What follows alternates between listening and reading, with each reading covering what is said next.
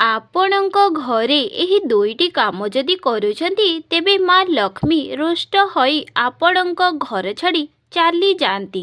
ଆପଣମାନେ ହୋଇଯିବେ କାଙ୍ଗାଳ। ତାହା କ'ଣ କ'ଣ ଆପଣମାନେ ଜାଣିଛନ୍ତି କି?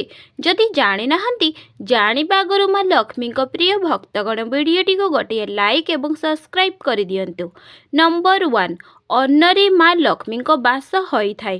ଆପଣମାନେ ସମସ୍ତେ ଜାଣିଥିବେ ସେହି ଅନ୍ନକୁ ଯଦି ଆପଣ ଅନାଦର କରନ୍ତି ବା ସେହି ଅନ୍ନକୁ ବାସି ବିଛଣାରେ ବସି ଖାଉଥାନ୍ତି ତେବେ ମା ଲକ୍ଷ୍ମୀଙ୍କୁ ଅପମାନ କରିବା ସହ ସମାନ।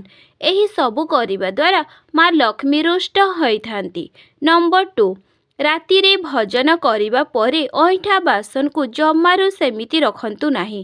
ଯେତେ ରାତି ହେଉନା କାହିଁକି ଅଇଁଠା ବାସନକୁ ଧୋଇ ଦିଅନ୍ତୁ। ଯଦି ଆପଣ ରାତିର ଖାଦ୍ୟ ଭୋଜନ କରିସାରି ଅଇଁଠା ବାସନ ନ ଧୋଇ ରଖୁଛନ୍ତି ତେବେ ମା ଲକ୍ଷ୍ମୀ ଆପଣଙ୍କ ଘର ଉପରେ ରୁଷ୍ଟ ହୋଇଥାନ୍ତି।